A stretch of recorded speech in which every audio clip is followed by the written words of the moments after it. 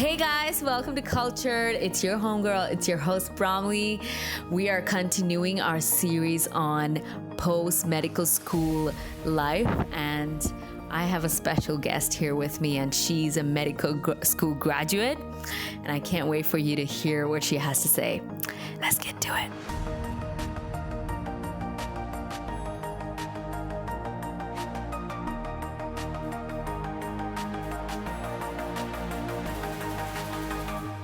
So like I said, guys, we're back at it again, and I have a guest here with me, and you guys have actually met her. I believe it was a year ago that I recorded a podcast with her and this other guy called Felipe, and we did a topic on gender roles, and now I'm back at it again with her, and she's now a full-blown doctor, like medical school graduate, and she's none other than Lola Maria Bello. Hey, how are you? Oh, how are you? How are you doing? I'm good. I've been okay. Just chilling. Oh, so good. So good.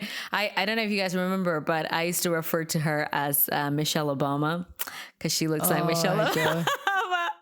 So if you guys are not following Lola already, she's big on TikTok and Instagram. She's very candid about her medical school life and also her life of life after becoming a doctor. So I am just gonna leave the floor to her because I just love how open she is. Every time the last time I did the podcast with her as well, she was like, I'm an open book. So I love that. Oh, thank you. I just can't wait to hear from her. So by the way, I was asking people around, and I was asking what would you like Lola to talk about? Yeah. So I got a lot of questions about what about your of your life in hospitals, also about how you got into a hospital and things like that. So we'll kind of talk about it a little bit. Okay. But so what was it like for you going back to the UK and working in the NHS? So in general, or just a general overview, or going into it? Oh, go. You know what, girl, we're here, right? Just go for it. Just go for it. Okay, so I would say, do you mean how I felt when I started working? Absolutely, yeah. When you started working, your first day going in, what was that like? Crazy. Oh, Absolutely crazy. I applied to my hospital as a trust grade doctor. I'm sure we'll get into that later. And yeah, there's a difference between joining the NHS as part of a program or joining the NHS on your own, by yourself, applying directly to the hospital by yourself, which is what I did. And it was coming towards the end of the pandemic, and hospitals, well, my hospital was very busy. It was actually the worst hit hospital in England. No one has time to give you an induction. I did ask for an induction. I was told no. And I didn't actually find out I was working until the day before I started work.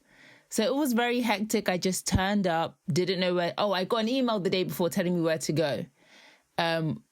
Went there just to get my login and to get a security card. And then they took me to the ward and they were like, bye. And I was like, oh, wait, you're going? It was an administrative guy that I met at the beginning of the day. So I was happy in the administration office. They took me to get fit tested, and then they dropped me off at the ward, and I was petrified. I was like, you can't leave me here. And then I walked in, and then there was a doctor that was like, oh, are you the nurse? I said, no, I'm the doctor. And she was like, okay, get this. Mind you, this is I'm just what? wow. It was hectic. It was crazy. It was very, very overwhelming. I definitely felt like I didn't belong. I battle with, and I'm still battling with, imposter syndrome, where it's you don't feel like you belong where you are. You don't feel like you deserve to be there. It's almost like you feel like you're a fraud, and it's you shouldn't be there. So it was because I was hearing things for the very first time. I didn't know what I was doing. Yeah, it was just an overall very, very, very emotional experience that first week anyway. Oh, wow. So this was your first, was compared to that whole week, was it in same intensity? Every day was that bad? I was crying every single day. It was just got worse and worse. My imposter syndrome got worse and worse.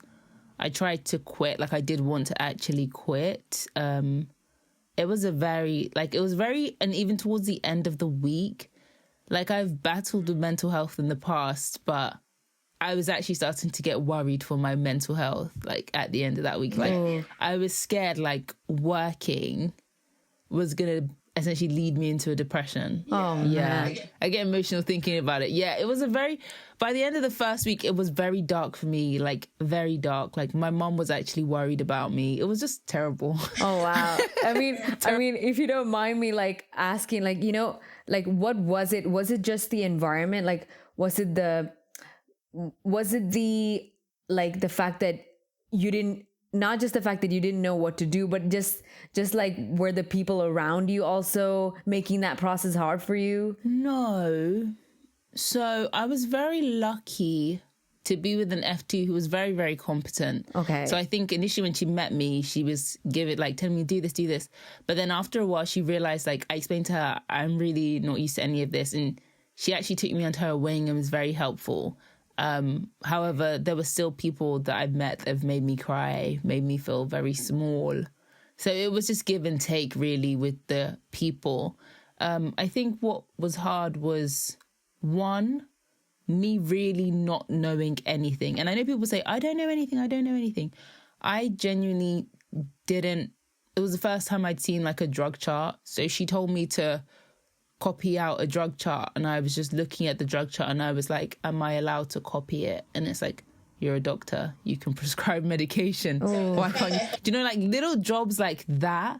So the fact that I felt like simple jobs I couldn't do, and she was always telling me that I was very slow, not in a mean way, but just to let me know that a normal ward would not, where I'm the doctor by myself, I couldn't move at the pace I was moving at. Okay. And then I was seeing, like, abbreviations. Like, there was a situation where I had to present a patient to the consultant, like, just to say that he was new to the ward and I had to just explain who he was, the consultant. And I looked through the patient's notes and abbreviations everywhere. And when I was like, oh, this guy just came in with this and this, he was like, okay, cool. Turns out, like, I just said like breathing difficulty or something like that. Turned out he had heart failure, had a pacemaker, so many things wrong with him. And I just didn't know what the abbreviations were. Oh my God. For all those things. So when I was reading it, it was like gibberish to me.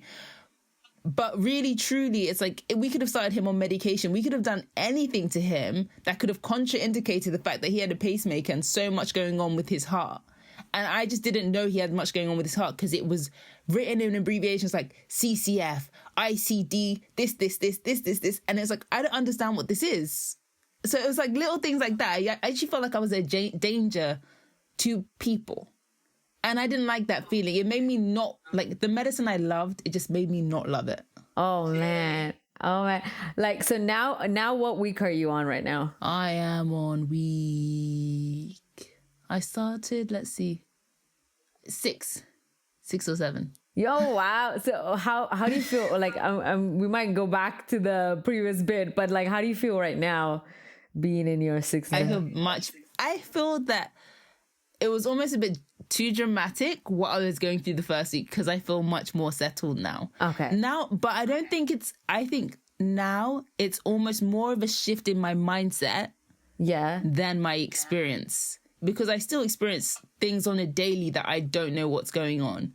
But the way I react to that is different than how I reacted to that when I was first starting work. Oh, come on. Oh, I think that's absolutely, like, a crucial. I spoke to Saruban, like, just a couple, like, 2-3 days ago. Yeah. And he kind of said the same thing. Like, you know, you just have to, like, be ready to just be ready to learn, you know, like, okay, yeah, if you didn't get something, just know that, oh, you know what, I just learned something today, like, you know, so I learned something new, and that's how you push yourself to. And so, like, so since we have a lot of like I think a lot of the students definitely, like, and at least the ones that I speak to are, majority of them are planning to come to the UK. Yeah. So I think like what you're saying is, like, absolutely so candid and so real. I don't think, you know, people would be willing to be that vulnerable. Yeah. And so I really appreciate this. You have no idea. No, it's okay. So I wanna, having said that, like, what would you advise people who are going to come into, what is going to be the most shock for, you know, the first timers in... I honestly think nothing can prepare you for your first week. I don't think anything can prepare you for your first week at all. I don't think you can prepare. I don't think there's anything you can do personally. I think it's going to, no matter how prepared you are, that first week will always be a shock. Okay. I would say, if there is anything I would say to prepare to your mind, your mental state, like, prepare yourself, try and be strong mentally, because I think that was what I should have put more because I want to say, prepare, study your how to assess an unwell patient, study your emergencies, study this, study that. Of course, like, you can study forever or study everything, but everything you study might not show up on your first week. Ooh. So I would say it's more so prepare, like, mentally, just prepare to be shocked and just prepare to, like, stay strong. Okay. And just to know that no one knows everything. Because the reason why I say that is I can easily say, study your ABCDEs, how to assess an unwell patient. But then unwell patients, which is like the basic guideline when you're assessing a patient. But then the patient can literally present in any way. And this is what I say when I said, like, a lot of people, what I realize is a lot of doctors don't actually know what they're doing. I say that with, like, quotation marks. Of course they know what they're doing, but they're presented with situations every day in which they don't know what they're doing. An example was, it was my first on-call shift. And I got bleeped to assess a patient who I think had overdosed and was reacting poorly to the, what's it called? The thing you give. Like, if somebody takes poison, the antidote almost. Oh, okay. So she'd overdosed on something and then you give the antidote to kind of get rid of the toxin. However, she was reacting to the antidote. So what do you give someone? The thing you meant to give them to treat the overdose.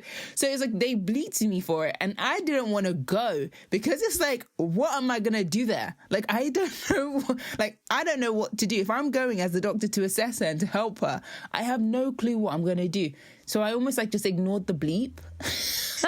And then another doctor went to assess her, and I saw him, and I was like, what did you do? Because I don't know. I wouldn't even know where to look. You know? Yeah. And he was like, oh, I have this app. I had no clue what I was doing. I went on this app and it said, give this if this is happening. So it just it's things like that make me realize not everyone knows everything. Oh, yeah. And somebody said something that stuck with me.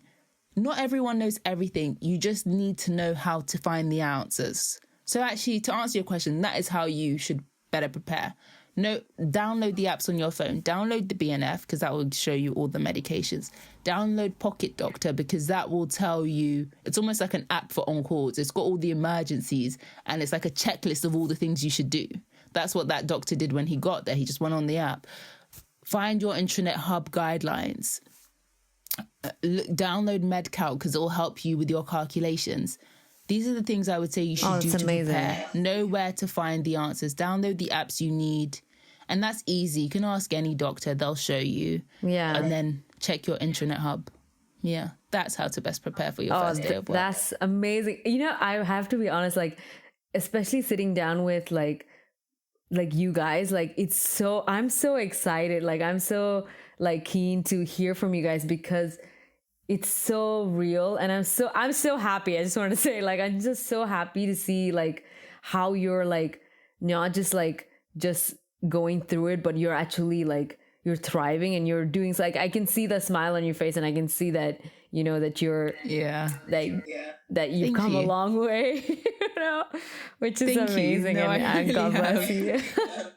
And so now, like, so in your hospital environment, like, do you see yourself getting along with the doctors more? Does the relationship with the doctors get better? Or do they always see you kind of like, okay, they're still learning? No, do you know what I think it is? I think when I first started, the way my mind was that I didn't belong. So I didn't really try and make effort with people.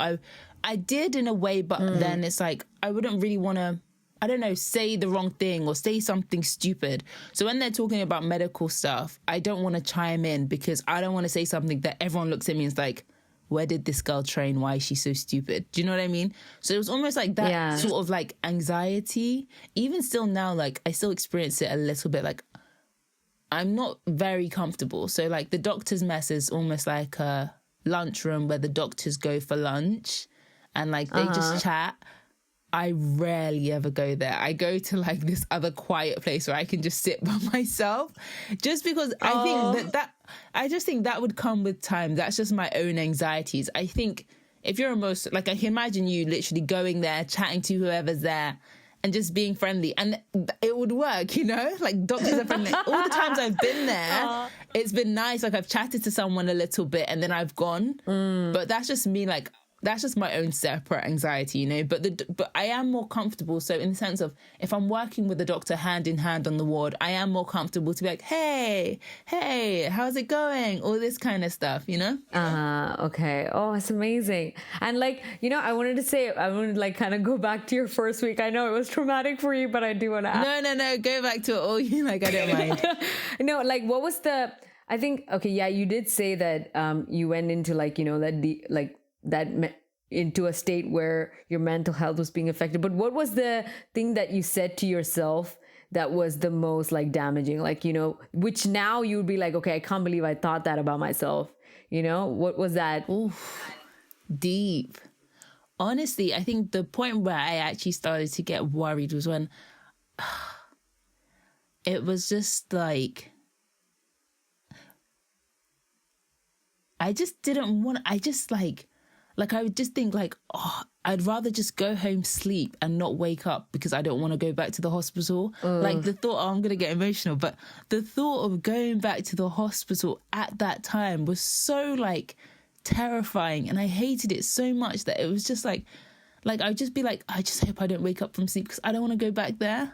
Like I really, really hated the hospital. Like I didn't want to do medicine. And then just like really like harmful just thoughts like that would just cross my mind, that especially after the first, second day when it wasn't getting better, the third, fourth day when it wasn't picking up for me.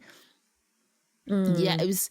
So when I started to think like that, especially because obviously I've dealt with mental health stuff before, like so ever since when I was young and I used to deal with mental health stuff, I've kind of got very good coping mechanisms. Like I'm able to talk myself out of a dark place. Anytime I'm feeling like I'm going to a dark place, I'm able to spot it quicker. I'm able to just talk myself. So when I started to think like that, I was like, oh, no. Like this isn't, you know, this isn't gonna help anybody. It's not gonna help me. And that's when I was seriously considering leaving, or I was seriously like weighing up my options because I don't want to stay in a place that's gonna you know, damage me. So then it just so happened that like the next week it was slightly better than the first week, which gave me a glimmer of hope that this might actually get better. So when everyone was telling me, oh, we all go through it, don't worry, you get better, I didn't see a way out in that first week. In fact, it just got progressively worse, you know? So it was just like, I think it was the second day of the second week. I know the Friday of the first week, I went home and I didn't cry. And that was hope for me. Oh, that's amazing. That was like, oh, yeah. Then I had a relapse the Monday of week 2, but then the rest of the week 2, I didn't cry. So it was almost like hope for me that, oh, there might actually be a way. Oh, that's amazing. Like it might actually get better. Oh, I can feel it. Yeah. I know we're on a Zoom call, but I can feel this. Oh my gosh. I'm so proud. Oh, that's amazing. That's amazing. And oh my gosh. And I'm sulking in what you just said. That's so powerful, because that's one thing that I've heard like people repeatedly saying, that, you know, people, I don't know, like what you said, like, I don't think people can quite prepare themselves. Like no matter how much somebody tells you, okay, you're not ready for, you have to go through it. I believe now that I've heard so much that you have to go through it to know how you're going to come out of it. You know, you can't draw from everybody else's experience. Oh, exactly. Oh, man. Oh, I'm sure you'll come out flying. Like, thank you. And what else? So you said in the beginning that so you went in through so I didn't quite catch that. So you can either enter through a trust or you went for a direct what was it? So essentially there's 3 ways to enter the hospital. You go in through a training program. So the training program, that's like, I'm not sure if you've heard of Doctors Direct Gateway program. They're one and the same. People think they're 2 separate things. Doctors Direct is like the parent company and the Gateway program is the actual program. Okay. So that's a training program. Another training program is Oriel training. Not Oriel. The other training program is the Foundation Training Program, which is the training program in the UK run by Oriel. Right? So the same way you have Doctors Direct and the training program of Doctors Direct is the Gateway program. The training program for the Foundation program, which is what every medical student in the UK goes through, is Oriel that runs that. Yes. But however, because of our degree, we can't get into that UK system as an FY1. You can only apply for an FY2 training. Now, imagine my first week as an F1. There's no way. I already knew I couldn't do the F2 thing. So that's step 1, through a training program. Now, step 2 is you want to be a trust grade doctor. That means you're not training. So with the training program, what happens is you rotate different departments. So you might spend a few months here in surgery. You might spend a few months in respiratory. You might spend a few months in a GP surgery. You rotate. And then every week you have training. Like there's a teaching session of something. And then they might have a teaching session of how to take bloods or how to do an ECG. Like there's teaching sessions with the training program. Okay. And there's a bunch of other stuff you have to do. Like you have to do audits. It's a curriculum. It's like a curriculum for a doctor. That's what happens in a training program. Trust grade, which is option 2, you're not part of a training program. So you have the same job as a doctor on the training program, but all those extra things, unless you're proactive, you're not going to be invited to teaching sessions. You're not going to be invited to do presentations and audits. For those in the training program, it's compulsory for them to complete their training program and get a certificate. Okay. As a trust grade doctor, I don't have to do any of that. Like, no one's going to call me for teaching. No one's going to call me to do a presentation. And to be a trust grade doctor, it just means you go on NHS jobs or you call up the hospital's HR department and you say, hi, do you have any vacancies? I'm looking to apply. They might all direct you to apply through NHS jobs. And then you interview with the trust directly. So the trust is basically the hospital. So it's the hospital. They just call it the trust because my hospital might be called Chelmsford Hospital and it's Chelmsford Trust. It's the same thing. So I call Chelmsford Hospital and I say, can you interview me?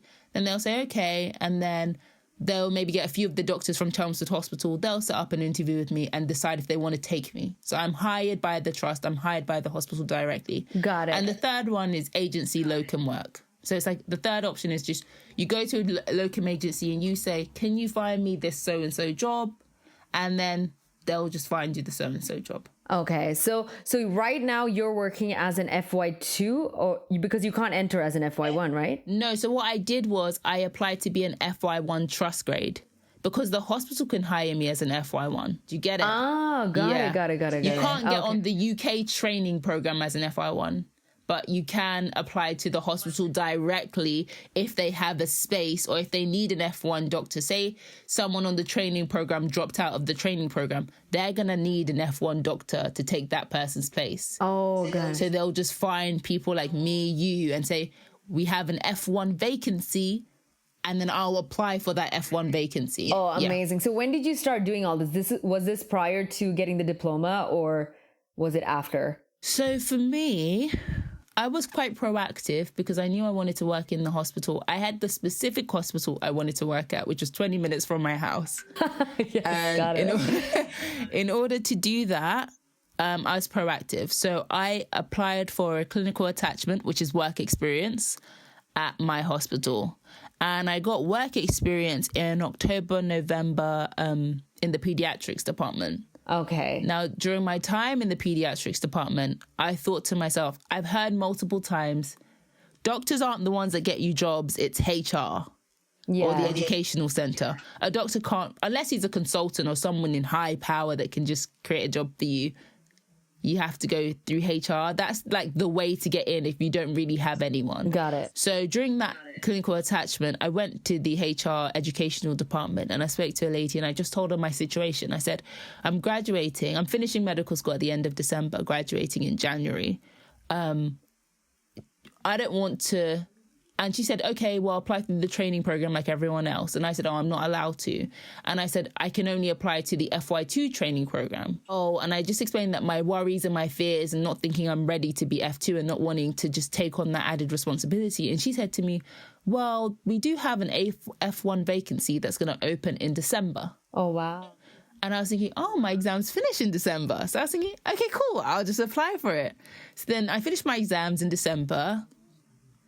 And I got an interview end of December, got the job from the interview, and then essentially started after I got my GMC registration. But I still, when she told me there was a vacancy, I still had to like apply how anyone else would apply. Like I went on NHS jobs, literally typed in my hospital F1.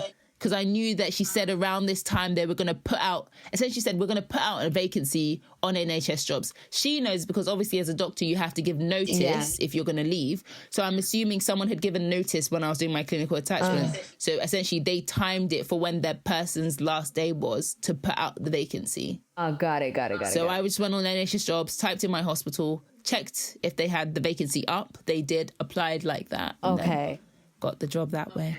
So, what for your interview, like what were the requirements they needed you to know? Like, if you remember, like the questions they asked you. Yes. So the trust grade job they were giving me that I was applying for was 4 months in respiratory as an F1.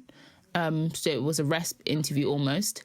So questions they asked me kind of focused in two areas. One was how I would deal with a difficult Okay, actually, I remember the question. It was, I think, if I was on call or I had two very important jobs to do, what would I do?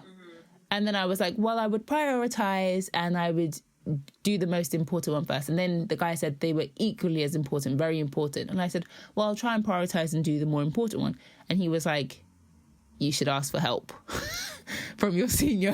And I was like, okay, cool. That was so questions like that, like what would you do in hospital situations? Then my second question was a respiratory question. And that was what I would do if I had a patient with COPD exacerbation. Okay. And I basically just said I would assess them. So I would do airways, breathing, circulation, the ABCDE assessment. The consultant then asked me, but what are the two most important investigations I should do? I didn't know that. I didn't know any of his follow-up questions, so I was surprised when I got the job. And then the last type of question, which was done by a non-doctor. So it was a panel of 3 of them that interviewed me. And the third question that was done by the non-doctor, he was mainly saying, when have I been a leader before? Or when have I shown signs of team working? That type of question. Oh. So it was dealing with your colleagues type of question, a clinical question, and then just a question about myself, just anything I've done in my extracurricular activities. Okay. Do you know if this is how the normal pattern is? Like this is how they ask questions to... Typically, because I also applied for the Gateway program. For all those who don't know, the Gateway program is essentially a replica of the UK foundation training program for Bulgarian graduates. Got it. So I applied to that as well. And that was pretty similar as well. It was a question on how I would deal with a situation in the ward, maybe a difficult patient, a rude colleague, a clinical question, and then just a teamwork lead. The 2 interviews I've had have been in that format. Okay. Amazing. Oh, wow. You've actually described it I'm thinking if I have any, this is personally for me as well. I'm so yes, everything you're giving me is gold. And what else? Is there anything else that, when it comes to the processing for students do when they come into the UK NHS? Anything else that they need to know regarding the processing? A mistake that a lot of students think, or I don't know if they think, but they don't do. A lot of people think you need to be a registered doctor in the UK to apply for jobs. You don't need to be. You can apply for jobs as not. I got my job before I even had my GMC registration, and the GMC is basically the governing body in the UK that say, okay, you're officially a doctor and give you registration. You can apply for a job and you can interview for a job without that. You just can't start a job until you have it. Got it. So I applied straight after my last exam, before I had done anything with the GMC. I interviewed and then got the job and didn't get my GMC registration until end of January. And then I started work end of January. Oh, okay. Amazing. And you had to do IELTS as well, right? Yeah. So I did IELTS the summer before. Amazing. So when you got your diploma, so you had to get your diploma translated and everything, and then you... No, my diploma's still not translated. Wait, you didn't have to get... Isn't that the way that you give it? Oh, sorry, that's another thing. Sorry. At that time, this is pre-Brexit though, so I don't know if it's be useful. Okay. But at that time, all you needed was 3 things. A letter from your university saying that you've completed medical school, your IELTS certificate, and your passport. So the letter from uni saying I've completed medical school is what I translated and sent to the GMC. Got it. I didn't get my diploma until end of February when I went for graduation. That's what I was going to ask you. I was like, so you started your job in January, and I was like, wait, you didn't get your diploma until then? Oh, wow. Yeah. Wow. A lot of people think you need to wait for these things. No, I didn't. My diploma's in my drawer in Bulgarian. I haven't translated it yet. No. Oh, wow. I mean, okay. Yeah. I mean, still, it might work because we don't know if these rules still apply even after Brexit, but you never know. It could actually. Oh, wow. Oh, amazing. How do you feel on a whole? Like this is I think this must have started for you, because you had your state exams here in Bulgaria, and then during that time, you're doing all this. Yeah, it was a very, how was that whole thing? I do deal well with pressure because it was literally in between 2 state exams. I went back to the UK to do the clinical attachment, but I'm glad I did because it was in that clinical attachment I found out about the vacancy. So I was able to go online and wait for them to post it and apply as soon as they did. So it all did kind of line up. Oh, wow. Yeah. So you had... what were the 2 state exams that you had? You went back for? It was, I believe, after surgery and before internal medicine. Oh, and I think surgery is about 2 months. Was it 1 month for you guys? I think it was cut short a little bit, right? We were having a state every 2 weeks because of the COVID thing. However, just randomly, because that one of the states we didn't have to examine for. So it was supposed to be surgery, emergency medicine, where there was no exam 2 weeks after, and then internal 2 weeks after that. Because there was no exam for surgery and there was no classes because of COVID, that's 4 weeks. But it was very stressful, I won't lie, because in the morning I'd try and have class on my way to the hospital. I'd try and listen in. Then I'd go to the library straight after, do a bit of studying, and then I'd come home and do it all again. But it worked out, so I'm just very lucky. If you compare your clinical attachment to your first week as the doctor, it's completely different, is it? This is the thing. Yes. It's very different when you don't have responsibility and when you do. It's a different type of pressure, knowing that if I don't document this correctly, somebody can come from my license. When I'm a student, that's the doctor I'm under's responsibility. Yes. It's just a very different... And then again, also pediatrics. I'm sure if you speak to any UK doctor, peds doctors are so friendly, so nice. And also the thing with that is peds is it's a protected specialty. So there's a consultant on the ward every day because it's children. I'm in medicine for adults. It's not the same. I've done ward rounds where I go and see the patient, all of them by myself. Yeah. It's a very different from literally going to see patients with the consultant speaking through everything, talking to them, updating them. I'm also learning to literally me going into the room saying, hi, Mr. X. So this is what's been going on with you and this is the plan. Oh my gosh. You know, it's different. Oh, it's crazy. I mean, yeah, it's, like, because we constantly, like, when I'm having conversations with medical students, we just can't wait to start working.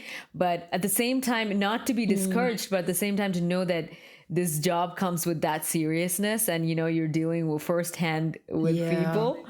And so, I mean, I think you've shed like a massive light on massive one. Massive. No, I'm glad. Like, I'm so glad that,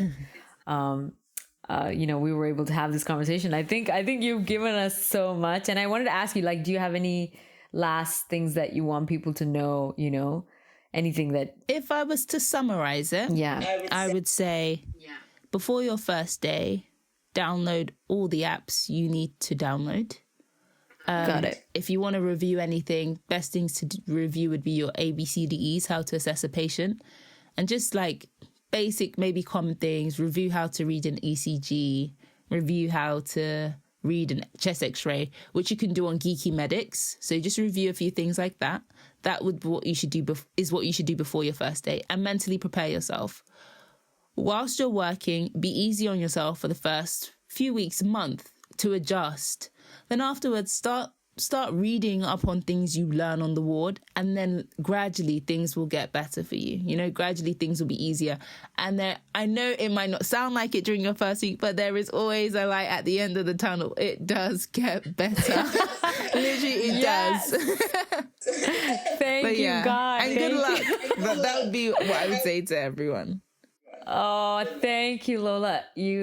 Thank you. You're just amazing. I'm in awe of you guys. Whoever's listening, if you guys are working in some hospital, God bless you guys. And I'm so in awe of you guys. But I just want to say, Lola, thank you so much for sitting down with me. Like, you're always such a powerhouse. I don't know if anyone's told you about your voice. It's so reassuring. When you speak, and it's just everything about you. So God bless you, Thank you. I'm gonna text you a month from now. I feel like I'm gonna see like a whole other like you're confident already, so I can imagine you in like a month, like even more like confident. So I just want to say thank you. Even me, like when I think about the future, I'm always like, I just think I can't wait till I know all this stuff. I can't wait till it's just a bit more easier, till I'm a bit more confident. It's like I have so much hope that I'm going to get there now. So it's like, it feels good. It feels better. Oh, yeah. You say it. I love that. Thank you so much. Thank you so much for sitting with me. And guys, thank you. I hope this was, and I know this is going to be so informative for you guys. And I thank you guys for listening. And so from me and Lola, we're saying bye. So take care, you guys. Bye. Speak to you guys soon.